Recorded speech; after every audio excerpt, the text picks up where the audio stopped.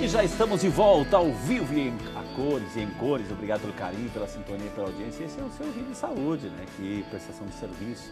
A gente sempre traz os grandes médicos e especialistas que, através da formação que eles têm, do conhecimento que eles têm, eles compartilham conosco para ajudar você a ter qualidade de vida. Informação é o que interessa. Conosco hoje o Dr. Marcelo Altona, médico geriatra. O assunto é qualidade de vida na terceira idade. Todos nós queremos envelhecer com saúde, com qualidade de vida. Portanto, essas nossas dicas. Se você tomar uma decisão hoje de seguir algumas delas, importante. Tem algum problema, alguma dificuldade, quer perguntar? Ligue agora. 0800 777 0021. 0800 777 0021 ou 0 operadora 19 3871 9620. 19 3871 9620. Vai ligando, vai mandando sua pergunta. Tem um e-mail também, vidasaude@rs21.com.br. Doutor, a gente terminou o bloco passado falando começando, né, sobre diabetes. Eu gostaria que o senhor falasse um pouquinho mais, assim, essas taxas de açúcar. E é muito carboidrato, doutor, que a gente come, é pão para todo lado, é muita farinha, tudo isso vira glicose. E glicose, quando não é processada, aí vem a insulina, aí joga açúcar no sangue e o estrago está feito, doutor. Na verdade, o diabetes é uma dificuldade que o organismo tem de colocar a glicose que está circulando no sangue para dentro da célula. Né? Isso acontece pela deficiência de insulina, basicamente. Então, tem um componente genético importante. O pâncreas, que é o órgão que produz insulina, com o tempo ele tende a diminuir a produção de insulina. Em quem tem essa predisposição genética, isso acontece às vezes mais precoce. E a outra dificuldade da glicemia entrar para dentro da célula é as gorduras no corpo. Então, as pessoas um pouco mais obesas e que têm aquele acúmulo de gordura, especialmente aquela gordura abdominal na qual eu falava no outro bloco, essas pessoas elas têm também uma dificuldade do metabolismo da glicose. E a glicose gera todas aquelas malefícios que a gente disse Então, na verdade, o que acontece é algo gradual. Ou seja, inicialmente a pessoa ela não consegue colocar toda a glicose para dentro da célula, né? E parte dela fica circulante no sangue. Aí a pessoa abusa. A insulina já não coloca a glicose e o açúcar da célula. Está lá a dificuldade, a célula está entupida. Aí a gente continua comendo mais açúcar, e não tem onde gastar. Aí é complicação, né, doutor? Perfeito, exatamente isso. E os valores, é isso que a gente chama de pré-diabetes, né? Doutor, assim, tem muita gente que compra aqueles aparelhinhos e hoje todos têm acesso, né? Vai na farmácia, compra aquele aparelhinho e vai lá, pega uma gotinha de sangue e tem um número ali. Como é que a gente pode interpretar aquele número ali, doutor? O ideal é que a principal medida para a gente avaliar se existe ou não diabetes é a glicemia de jejum, que é aquela glicemia medida no laboratório ou em casa, nesses aparelhinhos, que é muito próximo daquela colhida no laboratório, depois de 12 horas de jejum. 12 horas? Depois de 12 horas de jejum. É por isso que chama glicemia de jejum. Então, se você vai para o laboratório com 6 horas de jejum... É claro que o sangue está lá ainda. Provavelmente a glicose tá no sangue. Ainda está no sangue. Então, isso é um erro frequente, né? As pessoas falam, não. Eu vou medir, eu almocei, depois meia hora eu já estou lá e, meu Deus do céu, não dá, né? Aí existem outros parâmetros que é para a glicemia pós-prandial, que a gente considera valores diferentes do jejum. Mas o básico e mais importante é o do jejum, que o ideal é que ele não esteja maior do que 100. Ok, então eu faço jejum, importante jejum, né? Eu deixo de comer durante 12 horas, no final das 12 horas eu pego o aparelhinho, se eu tenho um aparelhinho, eu vou lá e dou aquela espetadinha aqui, né? E aí vai ter um número. Perfeito. O ideal, depois de 12 horas, se aparecer menos de 100, teoricamente você não tem diabetes. Agora, isso não significa que você não possa ser um pré-diabético. Isso, de 100 até quanto? Então, aí a gente fala um pouco da glicemia pós-prandial. O que é a glicemia pós-prandial? É aquela medida 2 horas depois do término da refeição. Porque quando você come, é natural que a sua glicemia aumente. Mas o tempo com que o seu organismo faz com que ela volte a valores normais também é um indício de que você possa desenvolver diabetes. Então, se 2 horas depois que você se alimentou, a sua glicemia ainda está maior do que 140, 2 horas depois, se ela ainda está maior do que 140, isso significa que você tem algum grau de tendência a desenvolver a diabetes. Exatamente. E aí existem exames mais específicos que chama teste de tolerância oral à glicose, que é? Você faz 12 horas de jejum, vai para o laboratório, mede a sua glicemia, e aí eles te dão um xarope bem doce para que você tome. Eu já fiz isso, né? E depois de 2 horas, eles vão medindo. Depois de 1, depois de 2, eles vão te medindo várias vezes para acompanhar a curva, ou seja, glicêmica. A curva com a qual a sua glicemia vai cedendo no decorrer do tempo. Então, 1 hora é o mais alto e 2 horas ela tende a ir diminuindo até voltar ao normal. Então, essa curva também é importante para a gente saber se a gente tem uma predisposição ou não de desenvolver. E aí que está a grande sacada, né, disso tudo, essa predisposição 2 horas depois do almoço, enfim, da refeição. Está a grande sacada. Se de repente, olha um pouquinho a tua refeição, olha o peso que está aquele prato, a composição daquele prato. Se está lá batata, arroz, macarrão, meu querido, ou seja, perfeito, não tem 2 horas, pode ser depois 24 horas, que a coisa não resolve. Então, isso é um teste, um termômetro para você ver também um pouquinho a dosagem, o tipo de comida que você está aí fazendo ingesta, né, doutor? Sem dúvida, a quantidade de carboidrato é algo fundamental. Então, porque vira glicose, né? Sem dúvida. E aí, se a gente puder olhar no nosso prato e ver uma maior variedade possível de tipos de nutrientes, né, com uma cor mais variada possível, colorido, maior a chance de a gente não estar só comendo carboidrato, açúcares, que é isso mesmo, né? É o pão, é o arroz e feijão, é o macarrão, é a batata, são eventualmente as outras raízes. O ideal seria que até a gente pudesse, em algumas das refeições, não comer carboidrato. Por isso que hoje é muito comum que as pessoas à noite não comam carboidrato. Por quê? Porque à noite é um momento na qual você não precisa de carboidrato, porque você já usou, o carboidrato é energia, você já usou durante o dia toda a energia que você precisa, e o carboidrato que você come à noite é carboidrato que vai servir de reserva, que vai se acumular na forma de gordura no seu organismo e provavelmente, se você tem uma tendência a diabetes, agora, algo que vai contribuir para o seu se diabetes. você é um super atleta que tem onde gastar essa energia, seja no trabalho braçal, seja na competição, na luta, enfim, no exercício, aí sim você pode comer, porque você sabe onde vai gastar. Agora, se você gosta de comer e não tem onde gastar, né, entendeu? E aí é complicado, né? Sem dúvida nenhuma, o atleta é outra coisa completamente diferente, porque ele mesmo à noite, ele vem de uma jornada de gasto na qual ele precisa do carboidrato, né? Então, é exatamente... Agora, se você é um atleta do garfo, né, um atleta assim, do copo, é complicado, né? É melhor evitar. Doutor, é comum quando a gente vai envelhecendo, né? De repente... Por que a gente vai perdendo a massa muscular, doutor, né? O tônus muscular? Pode tomar sua água, você ia tomar água. Não, né? imagina, eu tomo daqui a pouco. A gente fala de sarcopenia, que é um nome científico para perda de massa.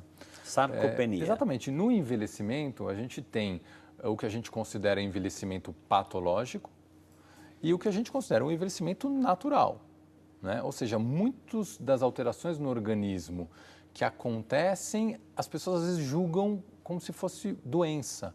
E não, é simplesmente traços do envelhecimento natural. Entendi. A sarcopenia é um bom exemplo disso. Então, o que acontece? É normal que uma pessoa com o envelhecimento tenha uma perda da massa muscular. Não só da massa muscular, da massa óssea também, mas massa muscular especificamente, como a gente dizia. E aí, qual é a melhor alternativa que a gente tem? Cultivar, trabalhar essa massa muscular. Recuperar um pouco, doutor, o vigor aí. Ou diminuir a perda. Ok, isso. Ao mínimo diminuir a perda, exatamente. Porque se a perda vai acontecer inexoravelmente, então talvez diminuir a perda é interessante. Por isso que existem muitos estudos atualmente que falam do exercício resistido no idoso, da musculação. Isso, né? A partir de que idade começa a acentuar essa perda, doutor? Teoricamente, a partir dos 40 anos, todos nós já temos algum grau de perda muscular, mas acentuar mesmo se dá a partir do envelhecimento dos 60 anos, mesmo que acho que é onde é mais frequente. Por isso que é importante musculação, fazendo trabalho de hidroterapia, hidroginástica. Exatamente. E às vezes as pessoas olham a musculação como sendo algo inalcançável. Mas quando a gente fala musculação, eu não estou falando necessariamente de uma academia, necessariamente com aparelhos, com halteres, porque tem pessoas que nunca entraram numa academia. Já nos 60, doutor. Já nos 60. Exatamente. Tem pessoas que nunca entraram numa academia. Como você vai convencer um senhor de 80 anos entrar numa academia. Ele vai na academia, vê nunca... aqueles saradões, etc., todo mundo assim com aquele corpo perfeito. Não é aqui, não é? A pessoa ser desconstrangida, doutor. Então, é isso que eu estou dizendo. O exercício resistido é qualquer exercício que você faça contra uma resistência. Pode ser com um saquinho de 1 quilo, com uma tornozeleira, com aqueles pequenininhos, halteres pequenininhos de casa, e até com esses aparelhos que a gente tem hoje nas praças, enfim, Exato, que são, às vezes... ao ar livre, exatamente, são muitas alternativas. Exercícios, existe hoje muito, né, atividades funcionais que as pessoas fazem, que é o quê? É o exercício resistido longe das academias, né? O Pilates é uma alternativa também, e a própria hidroginástica muitas vezes funciona como um exercício resistido além de aeróbico, né? Doutor, as pessoas já estão perguntando, mandando suas perguntas aqui. Vamos lá para São Paulo. Doutora Sueli Mariano, obrigado, Sueli, Deus abençoe, obrigado por estar conosco. Ela é de São Paulo, capital. Minha mãe está com 82 anos e sente muita canseira nas pernas, doutor. O que causa, né? Tem tratamento? Pergunta a nossa amiga Sueli. Canseira nas pernas, doutor. Sueli, obrigado pela pergunta. Olha, na verdade pode ser uma infinidade de coisas, né? A gente pode estar falando, por exemplo, da sarcopenia, pode ser que a perda de massa muscular e a perda de massa óssea estejam contribuindo para essa canseira nas pernas. A gente tem uma grande quantidade de vasos nas pernas que algumas vezes no envelhecimento dilatam e formam as varizes, tão conhecidas e famigeradas varizes. Que geram muita queimação, que geram muito peso.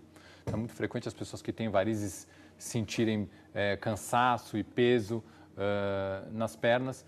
Então, na verdade, o cansaço nas pernas ele pode ser até, eventualmente, por obstrução de artérias. Então, se a pessoa tem um diabetes descompensado, se ela tem uma hipertensão arterial descompensada por muito tempo, ela acaba obstruindo parte dessas artérias e pode gerar a canseira, especialmente quando a pessoa anda. Então, quando ela está sentada, ela está ótima. Quando ela está andando pequenas distâncias, ela está ótima, mas se ela vai andar um quarteirão, ela precisa parar porque ela tem dor. Ou então, se a pessoa ficar muito tempo em pé, ela começa a sentir mais Mas tem várias situações, pode ter uma fibromialgia também, etc. Existe. Doutora, aqui pergunta sobre osteoporose, doutor. Vamos falar uma palavrinha sobre osteoporose também? Vamos lá, o Sebastião Pedro Maduro, de Ouro Fino, Minas Gerais. Obrigado, seu Sebastião. Deus abençoe o senhor, viu, querida? Ele tem osteoporose e tem problemas de cálcio, já tomou diversas vitaminas, mas não teve muito resultado. O médico disse que ele não é bom para ele tomar tanta vitamina assim, não sei se foram vitaminas receitadas, enfim, ou por conta própria, que a gente não autoriza aqui. Por que pode ter problema no rim? O médico falou que tomar muito pode ter problema no rim. Gostaria de saber o que pode fazer, doutora, o nosso amigo Sebastião. Sebastião, obrigado pela pergunta. A osteoporose também é uma doença muito comum no envelhecimento. Existe um contexto de perda de massa óssea que é considerado normal, mas existem também outras doenças que podem contribuir para a perda de massa óssea ser mais acelerada e gerar o que a gente chama de osteoporose. A doença é quando isso acontece além do que a gente considera normal. No caso do seu Sebastião, do pai do seu Sebastião, pelo que eu estou... Isso, ou do próprio Sebastião. Sebastião, desculpa, Sebastião. No caso do Sebastião, provavelmente o que aconteceu é que ele deve ter por muito tempo usado remédios para osteoporose. Esses remédios, muitas vezes, eles têm um limite de uso, né? Hoje, estudos mais modernos falam que a gente usar muito mais do que 2, 3 anos essas medicações, elas podem trazer mais malefícios do que benefícios. Mas não é só o tratamento medicamentoso. Exato. Né? A osteoporose, ela, além da medicação, ela envolve, sim, o uso de suplementos de cálcio, que podem ser vitaminas, mas podem ser também vindos da alimentação. Então, queijo branco, leite, todos os derivados de cálcio, iogurte, são ótimas alternativas. Vegetais escuros também, muitas vezes têm cálcio, podem ajudar nesse sentido. E aí, muitas vezes, o que acaba acontecendo é as pessoas desesperadas por manter a massa óssea e por melhorar, acabam apelando para os suplementos, enfim, tomando muitos suplementos e, infelizmente, existem alguns suplementos que, quando tomados em altas excesso, né? doses, podem gerar algum malefício para o rim. Ô, doutor Marcelo, muita gente reclama assim, a pessoa caiu e se fraturou, etc. Pode ser o contrário também, ela se fraturou e por isso caiu, por causa do osso? Você está estudando bastante, eu percebo que sem dúvida. Na verdade, o osso doente, o osso osteoporótico, ele é um osso que ele está sujeito a fratura iminente por qualquer que seja a força. Então, não necessariamente precisa de um tombo e uma grande trauma, força para ele gerar essa fratura. Às vezes, simplesmente a torção já é suficiente para uma fratura. Então, muitas vezes acontece, né, daquele idoso estar na cozinha e aí ele se vira para fazer alguma coisa e cai e fratura, mas aí, obviamente, também fica muitas vezes difícil saber, né? Muitas pessoas conseguem claramente dizer, olha, eu percebi, eu senti o estalo e eu ainda estava de pé. Por isso que é importante, doutor, assim, na terceira idade, na melhor idade, tirar, pelo amor de Deus, tirar qualquer tapete, né? Tapete da cama, fica bonito porque enfeita, tira tapete, né? Porque você está dando motivo para escorregar e para ter consequências maiores, né, doutor? A queda ela é uma das grandes doenças, síndromes da geriatria, né? Porque o impacto da queda está muito relacionado com mau prognóstico, né? Com o envelhecimento patológico dessas pessoas. Então, é importantíssimo, como você disse, que a gente tenha esse cuidado, né? Não só dos tapetes, né? Mas de tomar cuidado para que os pisos não estejam molhados, mas também os calçados. Isso, é importante. Né? Muitas vezes aquelas pessoas que já têm algum problema de equilíbrio, já têm pouca prática da caminhada, muitas vezes, às vezes, sem o calçado adequado, elas já podem correr o risco. Prefiro aqueles que têm uma aderência de borracha, porque ele tem uma melhor aderência, doutor. Com mais aderência e de preferência que contorne o calcanhar, para que não tenha também o problema de ao tirar o calcanhar do chão, que né? As sandálias não são as melhores alternativas para o idoso que cai muito.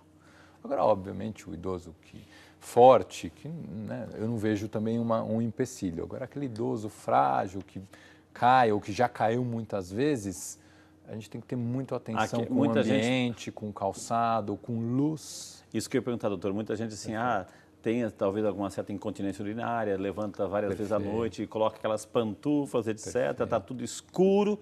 Sempre manter uma luzinha discreta, acesa, doutor. Evitar os remédios que causam muita sedação à noite, para aqueles que precisam levantar para fazer xixi. Camas muito altas. Né? Camas muito altas ou muito baixas. Ou muito baixas também. Né? Porque às vezes o esforço para levantar, ele levanta no meio da noite, tem mais tontura, porque ele levanta rápido para ir rápido ao banheiro. Tem muitos fatores envolvidos aí que precisam ser evitados e acho que cabe ao médico e aos familiares envolvidos também atentar para isso. Além da paciência, do amor, da caridade, saber que precisa de um cuidado especial, né? Doutor, vamos trabalhar aqui, doutor. Vamos lá para Sete Lagoas, Minas Gerais. Quem representa é a Andréia Fátima Pereira Rodrigues. Obrigado, dona Andréia. Deus abençoe a senhora. Ela está com 57 aninhos, doutor, está novinha ainda. Ela possui osteoporose, artrite, e ela falou que não se aposentou ainda. E ela quer saber o que é estresse na panturrilha, pergunta a nossa amiga Andréia, doutor. Andréia, boa noite. Estresse na panturrilha, talvez esteja faltando alguma informação na pergunta dela. Aquelas câimbras, doutor? Provavelmente a gente está falando de algum grau de comprometimento muscular da panturrilha. Talvez cãibra, né? Então talvez ela seja uma candidata a ter muitas câimbras, e as câimbras frequentemente são mais noturnas do que diurnas, e então pode ser que ela esteja falando de câimbras ou de contraturas.